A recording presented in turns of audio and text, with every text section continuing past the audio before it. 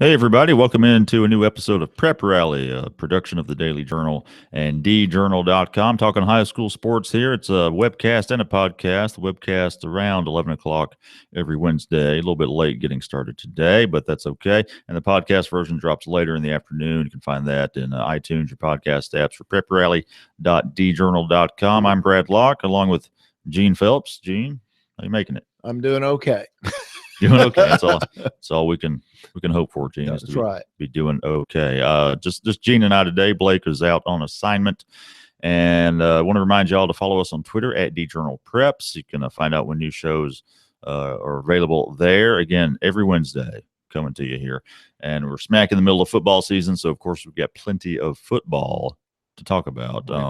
I just want folks to know that you're not a foot taller than me, but it certainly looks like it. I think because I'm leaning into the mic, and there you go. I think your chair's a little higher. Yeah, and you are taller than I am. Yeah, but I look like a midget, but not that much. Okay, but not that much. No, how tall are you, Gene? I'm about 6'1.5". I'm 6 foot. Yeah, see, so not that much. You got to scoot into the camera, Gene.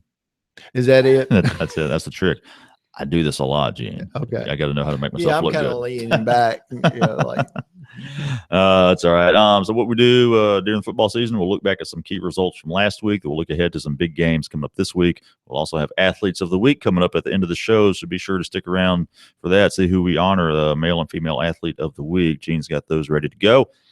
Let's start off, Gene, by looking back at some big games from last week. Let's start with a blowout. Pontotoc defeats North Pontotoc 38-0, and we actually had an update. We covered that game, and Blake Morgan did, and then Blake also had a story in today's paper about Pontotoc. Gene, I mean, this program that went 6-5 a year ago. You know, they're usually going to be competitive at Pontotoc, right? But they're 5-0 now, and not satisfied with that. They want more, and I think this is a team. But I mean, at this point, Gene, they're 5-0. They seem legit. Yeah, and I believe they play Ripley this week, and they've got a really good opportunity. I'm not trying to fire up Ripley or put Pontotoc behind the 8 ball, but a 6-0 start would be quite the achievement when you think they were 6-5 last year in Jeff Carter's first season as head coach. Doesn't surprise me. Jeff's a really good coach.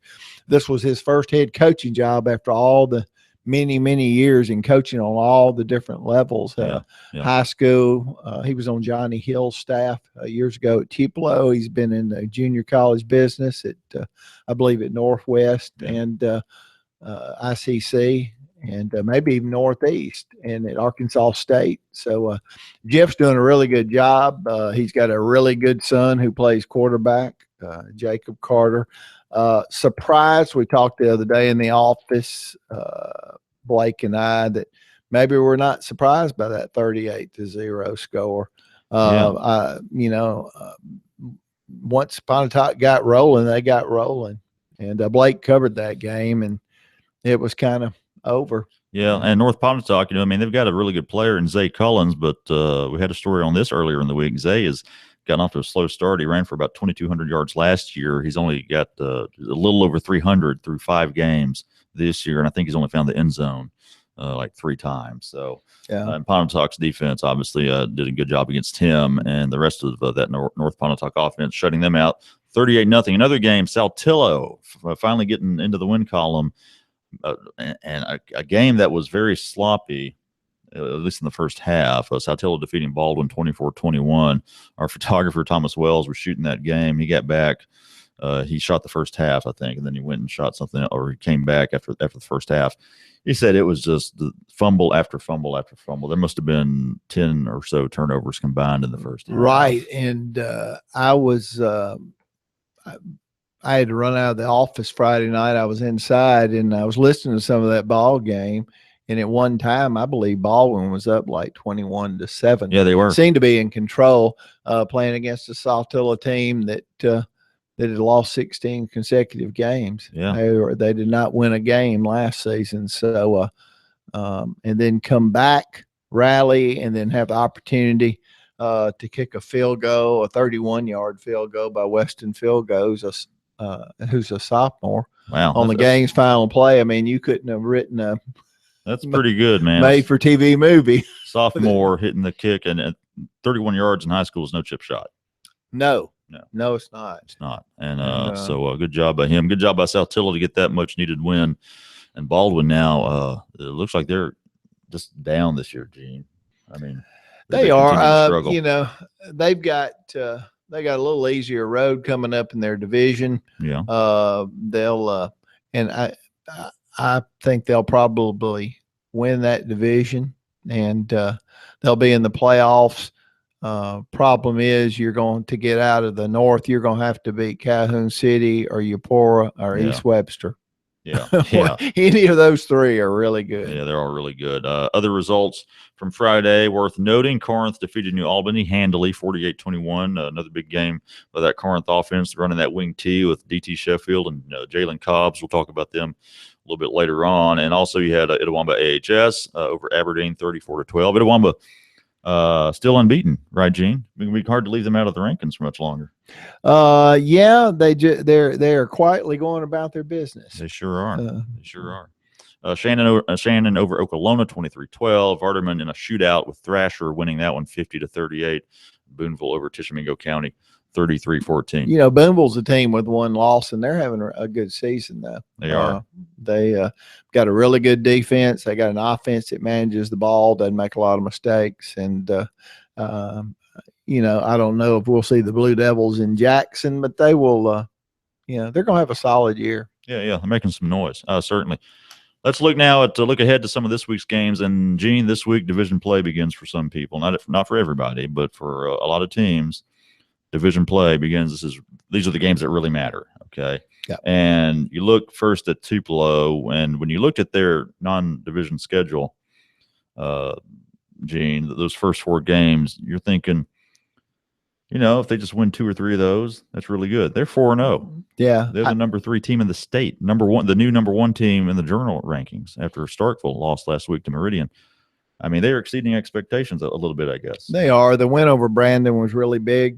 Yeah, I mean, this is Brandon team was a former number 1 in the state and was a number 2 when they came in here, and so Tupelo's earned the accolades that are being bestowed upon them.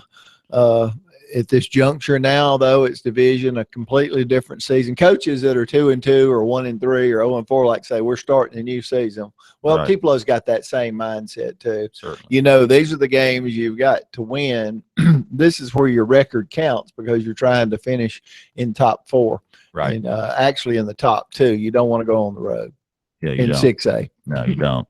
And they'll open this Friday. It's going to be at home against Hernando. And Hernando is also 4-0, Gene. I'm going to go look at their schedule here because I'm curious as to who they've actually played, Gene. But they're 4-0, and now I'm having trouble finding their schedule, Gene. You go that old reliable site. The old reliable MISSHSfootball.com.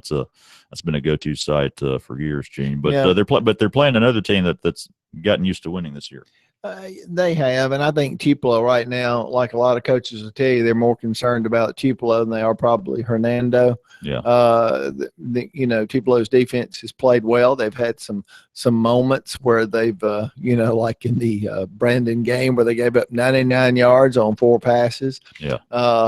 And after playing so well, I believe Brandon, I went back and looked, Brandon had like 178 yards total offense, and they were really a top-notch offense coming in. Yeah. And Tupelo's defense had put the whammy on them.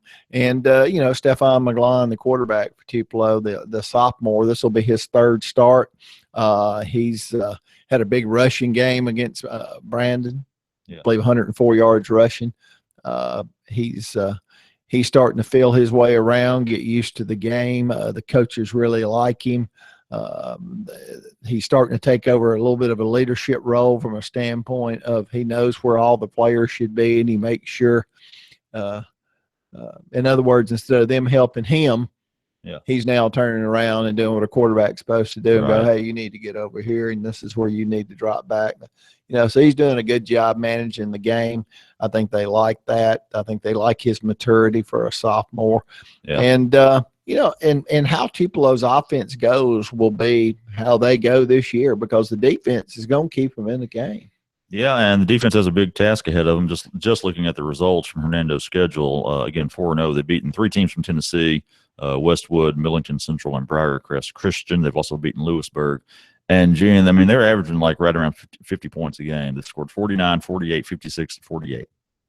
There you go. They know how to put the ball in the end zone. But you mentioned Brandon had a good offense, and Tupelo did a good job against them. Right. And I don't know anything about the Tennessee teams they played.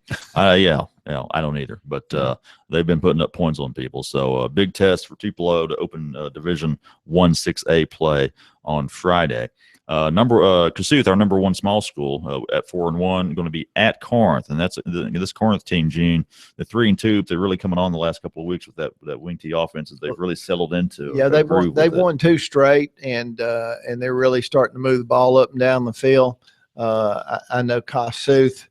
I talked with Brian Kelly, their coach, yesterday, and we were talking about Jay Lee Adams, the state's all-time leading single-game rusher last year, and it was in this Corinth game that he set the record. Right. He rushed for 543 yards. Well, this season, Jay Lee has 547 yards rushing. Through 5 games. Yeah, well, actually, he's played in 3 and games. Just little bits of the other 2. The coach has held him out. He's trying to get him over a nagging injury. I won't say what kind of injury it is because you don't want to expose your injuries to your opponent.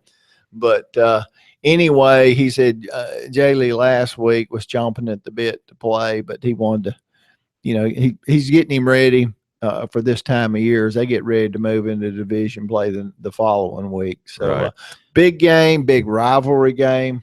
And, that wing T, if you don't play assignment football, and we've talked about this about Corinth, you can find yourself in trouble. And, and DT Sheffield can fly. He can. I mean, you look at last week's win against New Albany, they had close to 350 yards rushing. Sheffield had a couple of touchdown passes as well. So, I mean, he can mix it up on you. Jalen Cobb's running back had 198 yards, 3 touchdowns against New Albany. And the week before against Boonville, they won 28-13, and Sheffield 125 passing, 69 rushing, a couple of touchdowns. So those 2 guys make it really tough on you. That's defense. Let's see what else we got. We got Oxford at number 3 West Point, our number 3 large school. Division 1 5A opener, Gene. And Oxford, we're still trying to figure out some things about them. They're 2-2, coming off a loss to Lafayette. Maybe a bit of an upset. Yeah, I'm not going to count the Chargers out. Just about the time you do, they'll turn around and do something. It wouldn't surprise me one bit to hear they beat West Point Friday night. But you don't, it's yeah, they were open last week after the loss to Lafayette. But West Point teams, they're pretty solid. They are always solid. So we'll see how that one goes. That one's at West Point. And you've got Calhoun City, our number 2 small school, off to a 4-1 start. And Gene, you wrote about them earlier this week. They're going up to Chattanooga, Tennessee to take on Notre Dame High School. Yeah, one of the things I probably should have put in the story, but I couldn't remember if we had written it last year. That was one of those deals where Perry Lyles got a call from the Notre Dame coach. And he said Air Force is no longer on a schedule. No, I'm picking. He said they were looking for a game. Somebody had told him about Calhoun City having a really tough 2A program. And I believe I looked it up the other day. Notre Dame's like 3A in the state of Tennessee. So not much different in the size. And they scheduled a home and home. And Notre Dame came down last year. And they won a shootout. Yeah, did. Calhoun City was missing some guys that game. They were. They had like nine players out for various reasons. They're going up there this year, and Notre Dame's paying for them to come up there and lodging and that type of thing. It's a private school. They've got a little money. So they're helping out Calhoun City, enabling them to make the trip, and they will definitely get some good competition if that's what they're looking for. Notre Dame also off to a 4-1 start. So Calhoun City and Notre Dame, that's an interesting game there.